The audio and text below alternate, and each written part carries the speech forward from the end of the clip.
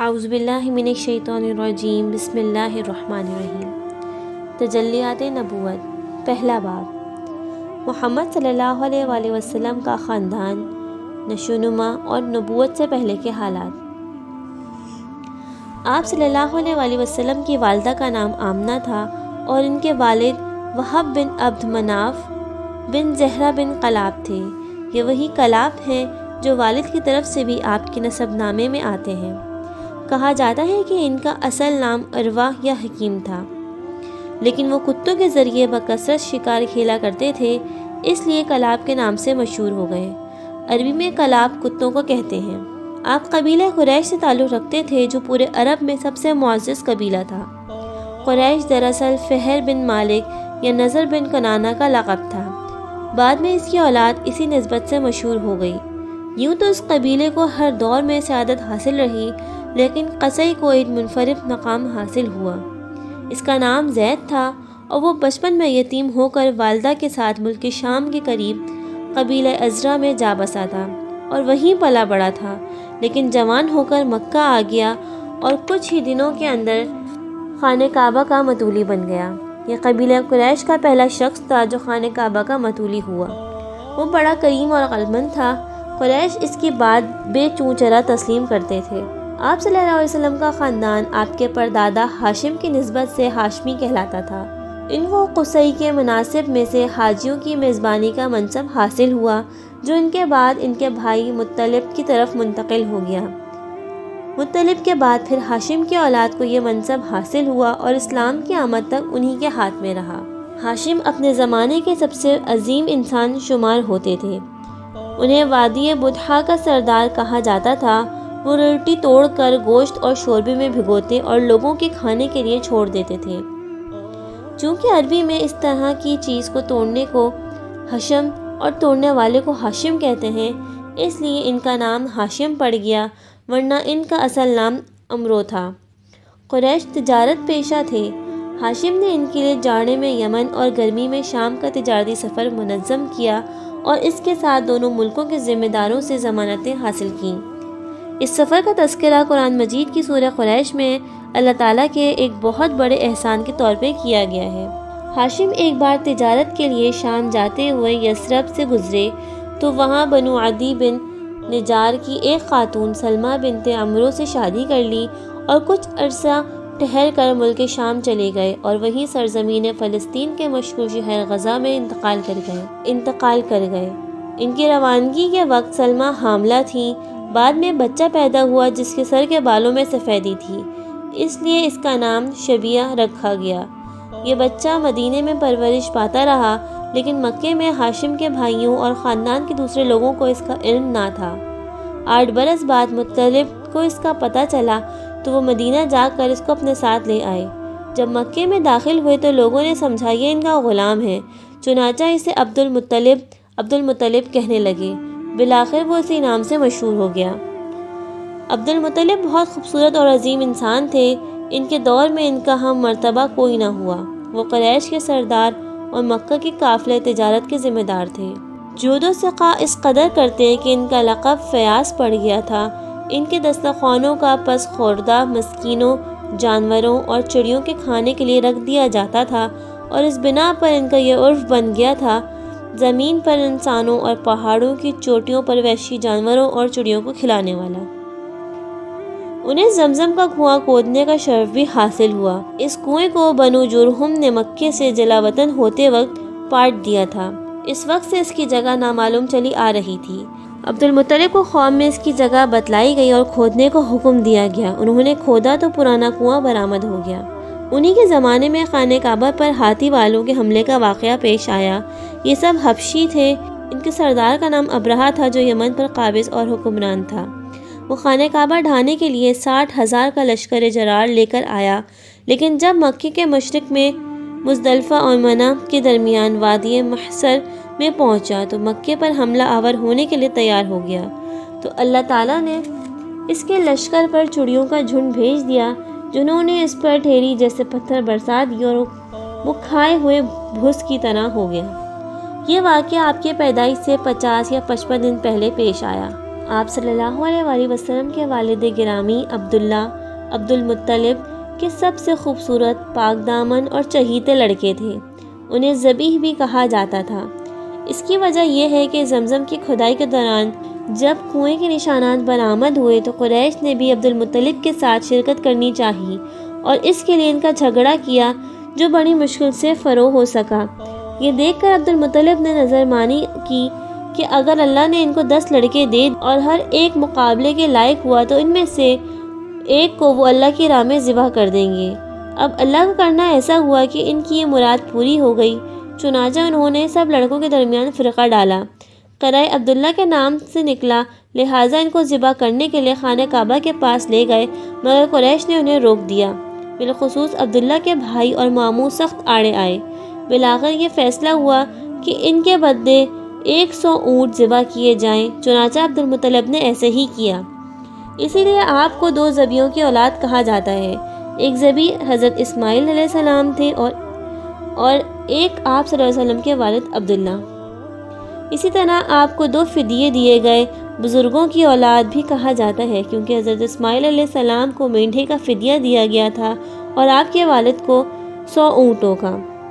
عبداللہ کی شادی آمنہ بنت وہب سے ہوئی، جو اس وقت قریش کی سب سے بلند پایہ خاتون تھیں۔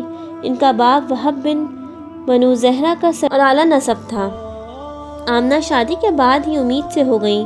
ادھر کچھ عرصے بعد عبد المطلب نے عبداللہ کو تجارت کے سلسلے میں مدینہ یا شام بھیجا۔ واپسی پر وہ مدینے میں انتقال گئے اور انہیں نابغہ زبیانی کے مقام میں دفن کر دیا گیا۔ اس وقت تک آپ پیدا نہیں ہوئے تھے۔ پیدائش: آپ صلی اللہ علیہ وسلم مکہ مکرمہ میں شعب بن ہاشم کے اندر موسم بہار میں پیدا ہوئے۔ یہ 2 شنبہ کی صبح تھی، ربیع الاول کی 9 اور کہا جاتا ہے کہ 12 تاریخ تھی۔ سال وہی تھا جس میں ابرہہ نے مکے پر حملہ کیا تھا، چنانچہ وہ اپنے ساتھ ہاتھی بھی لایا تھا اور عربی میں ہاتھی کو فیل کہتے ہیں، اس لیے اس سال کا نام عام فیل پڑ گیا۔ اس روز اپریل 1571 کی 22 تاریخ تھی۔ پیدائش کے وقت دایا کا نام حضرت عبد الرحمن بن عوف کی والدہ شفا بنت عمرو نے انجام دیا۔ جب آپ صلی اللہ علیہ وسلم پیدا ہوئے تو آپ کی والدہ نے خواب میں دیکھا کہ ان کے جسم سے ایک نور نکلا ہے، جس سے ملک شام کے محل روشن ہو گئے۔ پھر والدہ نے عبد المطلب کو آپ کی پیدائشی خوشخبری بھجوائی۔ وہ شادہ و فرحاں تشریف لائے اور آپ کو خانہ کعبہ میں لے جا کر اللہ تعالیٰ سے دعا کی اور اس کا شکر ادا کیا، اور اس توقع پر کہ آپ کی تعریف کی جائے گی آپ کا نام محمد رکھا۔ پھر عرب کے دستور کے مطابق 7ویں دن عقیقہ اور ختنہ کیا اور لوگوں کی دعوت کی۔ آپ صلی اللہ علیہ وسلم کو آپ کے والد کی لونڈی یمن گود کھلایا کرتی تھیں۔ وہ حبشن تھیں اور ان کا نام برکت تھا۔ اللہ تعالیٰ نے ان پر بڑا فضل کیا، چنانچہ انہوں نے آپ کی نبوت کا دور پایا، اسلام لائیں اور ہجرت بھی کی۔ پھر آپ کی وفات کے 5-6 مہینے بعد وفات پا گئیں۔ آپ صلی اللہ علیہ وسلم کی والدہ کے بعد سب سے پہلے ابو لہب کی لونڈی صوبیہ نے عرب کے شہری باشندوں کا دستور تھا کہ وہ اپنے بچوں کو شہری بیماریوں سے بچانے کے لیے انہیں دودھ پلانے والی بدوی عورتوں کے حوالے کر دیا کرتے تھے، ان کے پٹھے مضبوط اور ان کی عربی زبان خالص اور ٹھوس ہو جائے۔ اسی دستور کے مطابق عبد المطلب کو بھی دودھ پلانے والی دایا کی تلاش تھی۔ ادھر بنو سعد بن بکر بن حزوان کی کچھ عورتیں اسی غرض سے مکہ آئیں اور ان کے روبرو آپ صلی اللہ علیہ وسلم کو بھی پیش کیا گیا، مگر جب انہیں معلوم ہوا تھا کہ آپ صلی اللہ علیہ وسلم یتیم ہیں تو وہ آپ کو لینے سے انکار کر دیتی۔ ایک خاتون حلیمہ کو کوئی بچہ نہ ملا، لہٰذا انہوں نے مجبوراً آپ کو ہی لے لیا، مگر جب لے لیا تو ان پر خوش قسمتی کا ایسا دروازہ کھلا کہ دنیا حیرت زدہ رہ گئی۔ جب تک آپ صلی اللہ علیہ وسلم حلیمہ کے گھر موجود رہے، ان کا گھر برکتوں سے مالا مال رہا۔ حلیمہ کا بیان ہے کہ جب وہ مکہ آئی تھیں تو قحط سالی کا دور تھا۔ ان کے پاس ایک گدھی تھی جو اس قدر کمزور اور دبلی تھی کہ پورے قافلے میں سب سے سست اور مریل چال چلتی تھی۔ ایک اونٹنی بھی تھی مگر وہ ایک قطرہ دودھ نہ دیتی تھی کہ اپنا بچہ بھوک کی بے قراری سے پوری رات بلکتا اور چیختا رہتا، نہ خود سوتا نہ ماں باپ کو سونے دیتا۔ مگر جب وہ آپ صلی اللہ علیہ وسلم کو لے کر اپنے ڈیرے پر آئیں اور گود میں رکھا تو سینہ دودھ سے بھر گیا، حتیٰ کہ آپ نے شکم سیر ہو کر دودھ پیا اور آپ کے ساتھ حلیمہ کے بچے نے بھی جی بھر کے پیا۔ پھر دونوں آرام کی نیند سو گئے۔ ادھر شوہر اٹھ کر اونٹنی کے پاس گیا تو کیا دیکھتا ہے کہ تن سے دودھ ابلا جاتا ہے، چنانچہ اس نے اس قدر دودھ دھویا کہ دونوں نے خوب آسودہ اور سیراب ہو کر پیا اور نہایت پرسکون رات گزاری۔ مکہ سے واپسی کے دوران حضرت حلیمہ اسی خستہ حال گدھی پر سوار ہوئیں اور اپنے ساتھ آپ کو بھی لیا، مگر اب وہی گدھی اس قدر تیز چلی کہ پورے قافلے کو کاٹ کر آگے نکل گئی اور کوئی گدھا تک اس کا ساتھ نہ پکڑ سکا۔ حلیمہ کا وطن دیار بنو سعد سب سے زیادہ قحط زدہ تھا، مگر اس کے باوجود مکہ سے واپسی کے بعد ان کی یہ حالت ہوئی کہ جب بکریاں چل کر واپس آتی تو ان کی کوکھ نکلی ہوئی ہوتی اور تھن سے دودھ لبریز ہوتے۔ میاں بیوی خوب دودھ دھوتے اور پیتے، جبکہ کسی اور انسان کو دودھ کا ایک قطرہ میسر نہ ہوتا۔ یوں اس طرح مسلسل خیر و برکت نصیب ہوتی رہی، یہاں تک کہ 2 سال گزر گئے اور مدت رضاعت پوری ہو گئی۔ چنانچہ حلیم نے آپ کا دودھ چھڑوا دیا۔ اس دوران میں آپ صلی اللہ علیہ وسلم پختہ اور مضبوط ہو چکے تھے۔ حلیمہ کا دستور تھا کہ وہ آپ کو ہر 6 مہینے بعد مکہ لاتی اور والدہ اور خاندان کے لوگوں سے ملاتی، پھر اپنے دیار بنو سعد واپس لے جاتی۔ جب مدت رضاعت پوری ہو گئی اور دودھ چھڑا کر آپ صلی اللہ علیہ وسلم کو آپ کی والدہ کے پاس لائیں تو اب تک جو خیر و برکت دیکھ چکی تھی اس کے پیش نظر چاہتی تھیں کہ آپ کو انہی کے پاس رہنے دیا جائے۔ چنانچہ انہوں نے آپ کی والدہ سے کہا، کیوں نہ آپ بچے کو میرے پاس ہی رہنے دیں، وہ ذرا اور مضبوط ہو جائے، کیونکہ مکہ کی وبا سے ڈر لگتا ہے۔ والدہ اس پر راضی ہو گئیں اور حلیمہ آپ کو لے کر خوش خوش اپنے گھر واپس روانہ ہو گئی۔ آپ تقریباً مزید 2 برس تک وہیں رہے، پھر آپ کا سینہ مبارک چاک کیے جانے کا واقعہ پیش آیا، جس سے ڈر کر حلیمہ اور ان کے شوہر نے آپ کو آپ کی والدہ کے حوالے کر دیا۔ انس بن مالک رضی اللہ عنہ کا بیان ہے، آپ بچوں کے ساتھ کھیل رہے تھے کہ جبریل علیہ السلام تشریف لائے اور آپ کو لٹا کر سینہ چاک کر دیا، پھر آپ کا دل نکالا اور اس میں سے ایک لوتھڑ نکال کر فرمایا، یہ شیطان کا حصہ تھا جو نکال دیا گیا۔ پھر دل کو سونے کے طشت میں زمزم کے پانی سے دھو کر جوڑ دیا اور اسی جگہ پلٹا دیا۔ ادھر بچے دوڑ کر آپ کی ماں یعنی دایا کے پاس پہنچے اور کہنے لگے محمد کو قتل کر دیا گیا ہے۔ وہ لوگ جھٹ پہنچے تو دیکھا رنگ اترا ہوا تھا۔ حضرت انس رضی اللہ عنہ کا بیان ہے کہ میں نبی کریم صلی اللہ علیہ وسلم کے سینے پر سلائی کا اثر دیکھا کرتا تھا۔ اس واقعے کے بعد آپ صلی اللہ علیہ وسلم کو مکہ پہنچا دیا گیا اور آپ نے اپنی ماں کے سایہ محبت میں اپنے خاندان کے اندر تقریباً 2 برس گزارے، پھر والدہ، دادا اور ایمن کے ساتھ مدینے کا سفر کیا، جہاں آپ کے والد کی قبر بھی تھی اور دادا کا ننیال بھی۔ آپ مدینے میں 1 ماہ رہ کر واپس ہوئے تو راستے میں آپ کی والدہ بیمار ہو گئیں اور ابوا پہنچ کر رحلت کر گئیں، انہیں وہیں دفن کر دیا گیا۔ اب بوڑھے عبد المطلب کو لے کر مکہ پہنچے۔ ان کے دل پر آپ کی اس نئی مصیبت کے احساس کا گہرا غم تھا، چنانچہ آپ کے لیے ان کے دل میں ایسی رقت پیدا ہوئی کہ خود ان کے اپنے بیٹوں کے لیے ایسی نہ تھی۔ وہ آپ کی بڑی قدر کرتے، اپنی اولاد سے بھی بڑھ کر چاہتے، خوب اکرام کرتے، ان کا خاص فرش جس پر کوئی نہ بیٹھ سکتا اس پر آپ کو بٹھاتے، پیٹھ پر ہاتھ پھیرتے، آپ کی نقل و حرکت دیکھ کر خوش ہوتے اور یقین رکھتے تھے کہ آئندہ آپ کی ایک نرالی شان ہونے والی ہے۔ لیکن ابھی بھی آپ کی عمر صرف 8 برس 2 مہینے اور 10 دن ہوئی تھی کہ عبد المطلب بھی انتقال کر گئے۔ اب آپ کے چچا ابو طالب نے آپ کی کفالت کا بیڑا اٹھایا۔ یہ آپ کے والد کے سگے بھائی تھے، انہوں نے آپ سے خاص رحمت و شفقت برتی۔ وہ مالدار تو نہ تھے، لیکن آپ کی کفالت کے بعد اللہ تعالیٰ نے ان کے تھوڑے سے مال میں سے اس قدر برکت دی کہ ایک آدمی کا کھانا پورے کنبے کے لیے کافی ہو جایا کرتا۔ خود آپ بھی صبر و قناعت کا نمونہ تھے اور جو کچھ ملتا اس پر قناعت فرماتے۔ جب آپ صلی اللہ علیہ وسلم کی عمر 12 برس اور کہا جاتا ہے کہ مزید 2 مہینے 10 دن ہوئی تو ابو طالب نے تجارت کے لیے ملک شام جانے کا قصد کیا۔ آپ کو ان کی جدائی بہت گراں گزری، جس سے وہ بھی بہت متاثر ہوئے، اپنے ساتھ لے لیا۔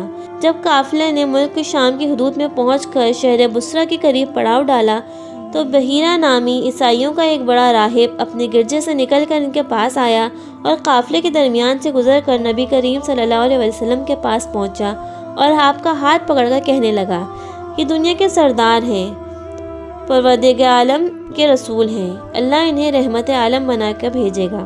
لوگوں نے کہا، آپ کو یہ کیسے معلوم ہوا؟ اس نے کہا، تم لوگ جب گھاٹی سے ادھر ظاہر ہوئے تو کوئی پتھر یا درخت ایسا نہ بچا جو سجدے کے لیے جھک نہ گیا ہو، اور یہ دونوں چیزیں نبی کے علاوہ کسی اور کو سجدہ نہیں کرتی۔ پھر میں انہیں مہر نبوت میں بھی پہچانتا ہوں، جو کندھے کے نیچے نرم ہڈی کے پاس سیب کی طرح ہے۔ پھر اس قافلے نے ضیافت کی اور ابو طالب سے کہا، ان کو واپس کر دیں، ملک شام نہ لے جائیں کیونکہ یہود اور رومیوں کا خطرہ ہے۔ اس پر ابو طالب آپ کو مکہ بھیج دیا۔ نبی کریم صلی اللہ علیہ وسلم یتیم پیدا ہوئے، اپنے دادا پھر چچا کی کفالت میں پرورش پائی۔ والد سے وراثت میں جو کچھ ملا تھا اس سے کچھ نہ ہونے والا تھا، لہٰذا جو ہی آپ ہلکے پھلکے کام کرنے کے لائق ہوئے اپنے رضائی بھائیوں کے ساتھ دیار بنی سعد میں بکریاں چرانے لگے۔ جب مکہ آئے تو وہاں بھی چند خیرات کے حوض اہل مکہ کی بکریاں چرائیں۔ خیرات 1 دینار کا 20واں یا 24واں حصہ ہوتا ہے، جس کی قیمت اس زمانے میں بمشکل 80-90 روپے ہوگی۔ اوائل عمر میں بکریاں چرانا انبیاء کی سنت ہے۔ ایک بار عہد نبوت میں نبی کریم صلی اللہ علیہ وسلم نے فرمایا، کوئی بھی نبی نہیں گزرا مگر اس نے بکریاں ضرور چرائی ہیں۔ جب آپ جوان ہو گئے تو غالباً تجارت کرنے لگے، کیونکہ بعض روایت مذکور ہے کہ آپ صائب بن ابو صائب کے ساتھ مل کر تجارت کرتے تھے۔ آپ بہترین ساجی تھے، نہ حجت بحث کرتے نہ جھگڑتے تھے۔ آپ معاملات میں حد درجہ امانت، سچائی اور پرہیز کے لیے مشہور تھے، اور زندگی کے سارے میدانوں میں آپ کا یہی وتیرہ تھا، چنانچہ آپ کا لقب ہی امین پڑ گیا۔ آپ کا یہی چہرہ سن کر خدیجہ رضی اللہ عنہا نے آپ کو تجارت کے لیے اپنے مال کی پیشکش کی۔ وہ شرف اور مال دونوں لحاظ سے قریش کی سب سے معزز خاتون تھیں، اور لوگوں کو کچھ اجرت پر اپنا مال تجارت کے لیے دیا کرتی تھیں۔ انہوں نے پیشکش کے ساتھ یہ بھی عرض کیا کہ وہ آپ صلی اللہ علیہ وسلم کو سب سے اچھی اجرت دیں گی۔ آپ نے ان کے غلام کے ساتھ مل کر شام کا سفر کیا، وہاں خرید و فروخت کی، خوب نفع ہوا، اس قدر برکت ہوئی کہ پہلے کبھی نہ ہوئی۔ پھر مکہ واپس آئے اور امانت ادا فرمائی۔ ادھر خدیجہ رضی اللہ عنہا نے امانت اور برکت کا یہ حال دیکھا تو دم بخورہ رہ گئیں۔ پھر ان کے غلام نے آپ کی شیریں شمائل، بلند اخلاق اور کہا جاتا ہے دھوپ میں 2 فرشتوں کے سایہ کرنے کا حال بیان کیا تو حضرت خدیجہ رضی اللہ عنہ نے محسوس ان کا گوہر مراد انہیں مل گیا ہے، چنانچہ انہوں نے آپ کے پاس اپنی ایک سہیلی کو بھیج کر شادی کی خواہش کا اظہار کیا۔ آپ نے تجویز پسند کی اور چچاؤں سے گفتگو کی۔ انہوں نے خدیجہ رضی اللہ عنہا کے چچا عمرو بن اسد کو پیغام بھیجا، بات طے ہو گئی۔ بنو ہاشم اور سرداران قریش کی ایک مجلس میں 20 اونٹ اور کہا جاتا ہے 6 اونٹ مہر پر نکاح ہو گیا۔ خطبہ نکاح ابو طالب نے پڑھایا، جس میں اللہ کی حمد و ثنا کی، پھر آپ کے فضل و شرف کا ذکر کیا، اس کے بعد قبول کے کلمات کہے اور مہر بیان کیا گیا۔ یہ ملک شام سے واپسی کے 2 مہینے اور چند دن بعد کی بات ہے۔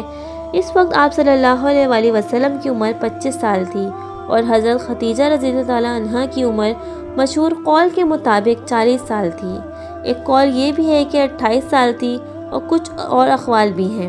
حضرت خدیجہ نبی کریم صلی اللہ علیہ وسلم کی پہلی بیوی تھیں۔ ان کے جیتے جی آپ نے کسی اور سے شادی نہ کی۔ آپ کی تمام اولاد بھی انہی سے تھی۔ ان کے اولاد کے نام یہ ہیں، پہلے قاسم، پھر زینب، پھر رقیہ، پھر ام کلثوم، پھر فاطمہ، پھر عبداللہ۔ کچھ لوگوں نے تعداد اور ترتیب دونوں میں اس سے اختلاف کیا ہے۔ آپ صلی اللہ علیہ وسلم کے تمام لڑکے بچپن میں ہی فوت ہو گئے، البتہ تمام بچیوں نے عہد نبوت پایا، اسلام لے آئیں اور ہجرت بھی کی، اور سب کی سب آپ کی زندگی میں ہی فوت ہو گئیں۔ صرف حضرت فاطمہ رضی اللہ عنہا آپ کے 6 مہینے بعد تک زندہ رہیں۔